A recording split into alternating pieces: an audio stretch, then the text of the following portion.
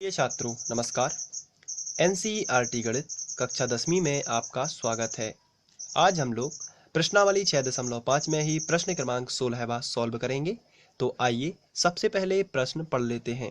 इसमें दिया गया है, किसी समबाहु त्रिभुज में सिद्ध कीजिए कि उसकी एक भुजा का वर्ग का 3 गुना उसके एक शीर्षलंब के वर्ग के 4 गुने के बराबर होता है। तो यहाँ पर सबसे पहले हम एक समबाहु त्रिभुज बना लेते हैं। तो यहाँ पर आप देख रहे हैं कि ABC एक समबाहु त्रिभुज है। समबाहु त्रिभुज की विशेषता ये होती है कि उसकी तीनों भुजाएं समान होती हैं। यदि पहली भुजा को A मान लिया जाए तो बाकी दो भुजाएं भी A ही होंगी। तो इस तरीके से हम उसे A नाम दे सकते हैं। अब यदि इसका एक शीर्षलंब खींचा जाए इस तरीके से, यहाँ पर हम इसे D नाम दे देते हैं। तो इसकी लंबाई जो है वो हम A नहीं मान सकते, क्योंकि ये समबाहु त्रिभुज की भुजा नहीं है। तो इसे हम X मान लेते हैं। तो अब प्रश्न में दिया गया है कि सिद्ध कीजिए कि उसकी एक भुजा के वर्ग का 3 गुना एक भुजा के वर्ग का 3 गुना, यानी कि यदि A समबाहु त्रिभुज है तो इसकी एक भुजा हो जाएगी A, तो इसके वर्ग का 3 गुना यानी कि 3 वर्ग का 3 गुना उसके एक शीर्षलंब के वर्ग के 4 गुने के बराबर होता है। तो उसके एक शीर्षलंब यानी कि AD जो है ये शीर्षलंब है, तो एक शीर्षलंब AD के शीर्षलंब के वर्ग के 4 गुने के बराबर होता है, यानी AD के वर्ग के 4 गुने के बराबर होगा। तो AD की लंबाई कितनी है X, तो X के वर्ग के 4 गुने के बराबर होता है। ये हमें सिद्ध करना है। तो इसके लिए हमें समबाहु त्रिभुज में कुछ बातें जान लेनी हैं, और इसके पहले जैसा एग्जाम में करना है उसी तरीके से हम भाषा लिख लेते हैं। तो इस तरीके की आपको भाषा लिखनी है। माना त्रिभुज ABC एक समबाहु त्रिभुज है। तो ये ABC आपको दिख रहा है एक समबाहु त्रिभुज है, जिसमें AB BC C ये सभी A है, यानी सभी भुजाएं समान हैं, और शीर्षलंब की लंबाई हमने X मानी हुई है। इसके बाद चूंकि हमें पता है कि AD लंब है BC पर, ये आप देख रहे हैं AD जो है वो लंब है BC पर। तो यहाँ पर हम लिखेंगे चूंकि AD जो है वो लंब है BC पर, तो यहाँ पर यदि हमें BD लिखना होगा तो क्या होगा, BD जो है वो BC का आधा हो जाएगा, क्योंकि समबाहु त्रिभुज है। तो BD का मान जो है वो क्या है, वो आधा है BC के। तो हम BC का आधा लिख सकते हैं BD को। तो यहाँ पर जो है लंब का मतलब होता है, ये जो D है मध्य बिंदु हो जाएगा BD बराबर DC, क्योंकि समबाहु त्रिभुज का लंब उसकी आधार को दो भागों में विभाजित करेगा। तो BD बराबर DC हो जाएगा। तो यहाँ पर BD बराबर हम BC का आधा लिखेंगे।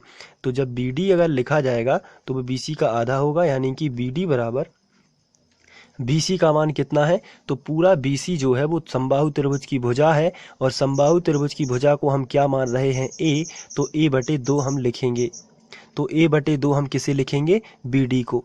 अब हम क्वेश्चन में हमसे पूछा गया है, किसी समबाहु त्रिभुज में सिद्ध कीजिए कि उसकी एक भुजा का वर्ग, और यहाँ पर चित्र में एक भुजा का वर्ग करेंगे तो आएगा AB वर्ग। तो AB वर्ग यानी आपको यहाँ पर अगर 90 बन रहा है तो AB वर्ग से ध्यान आएगा ये तो कर्ण का वर्ग हो रहा है, तो इससे ये भी ध्यान आएगा कि इसमें हमें लगाना क्या है, पाइथागोरस प्रमेय, क्योंकि वही होता है कर्ण का वर्ग बराबर लंब का वर्ग धन आधार का वर्ग। तो थोड़ा सा आपको ध्यान आ जाएगा यहाँ से कि इसके आगे क्या करना है। तो चलिए अब आगे हम त्रिभुज ADB ले लेते हैं और इसमें पाइथागोरस प्रमेय लगा देते हैं। तो यहाँ पर त्रिभुज ADB में पाइथागोरस प्रमेय से समकोण त्रिभुज ADB में पाइथागोरस प्रमेय से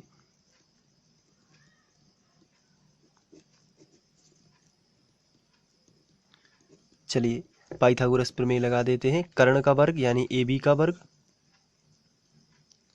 बराबर लंब क्या है, आंसर है AD। तो लंब हो जाएगा AD का वर्ग प्लस आधार हो जाएगा BD का वर्ग। AB कितना है A, तो A का वर्ग, AD कितना है X, आप देख सकते हैं AD आपको मिलेगा X प्लस BD जो है वो है A/2। BD का मान कितना है, A का आधा यानी A/2, और इसका भी हम लगाएंगे वर्ग। अब इसको सॉल्यूशन कर देंगे तो a वर्ग बराबर x वर्ग प्लस ये हो जाएगा a वर्ग बटे 4, तो नीचे आएगा a वर्ग बराबर 4 का गुणा x वर्ग में करोगे तो आएगा 4x वर्ग प्लस ये a वर्ग ज्यों का त्यों एलसीएम हो गया 4 का गुणा x वर्ग में तो 4x वर्ग प्लस a वर्ग बटे 4 ज्यों का त्यों। इसके बटे कुछ भी नहीं है तो 1 और त्रिया गुणा करोगे तो 4x वर्ग प्लस a वर्ग का गुणा 1 में होगा तो ये संख्या ज्यों की त्यों रहेंगी 4x वर्ग प्लस a वर्ग बराबर ये जो 4a वर्ग है 4 का गुणा a वर्ग में हो जाएगा तो आएगा 4a वर्ग।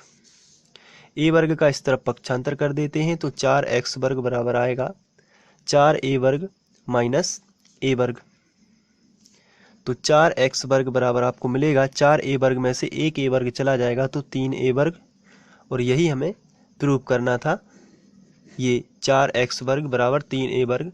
इसका मतलब ये है कि शीर्ष लंब के वर्ग का 4 गुना उसकी भुजा के वर्ग का 3 गुना होता है, जो कि प्रश्न में लिखा था कि उसकी एक भुजा के वर्ग का 3 गुना, भुजा यानी क्या होती है a, उसका 3 गुना, तो ये देखिए भुजा a का वर्ग का 3 गुना उसके शीर्ष लंब के वर्ग के 4 गुना लिखा था क्वेश्चन में, तो ये देखिए शीर्ष लंब के वर्ग का 4 गुना बराबर होता है। तो ये इस तरीके से प्रूव हो जाएगा। आप चाहें तो इसको नोट भी कर सकते हैं, इसके लिए आपको यहाँ से लिखना पड़ेगा और ये चित्र साइड में भी बना सकते हैं आप, और इसके बाद ये सेकंड नंबर पर और ये थर्ड नंबर पर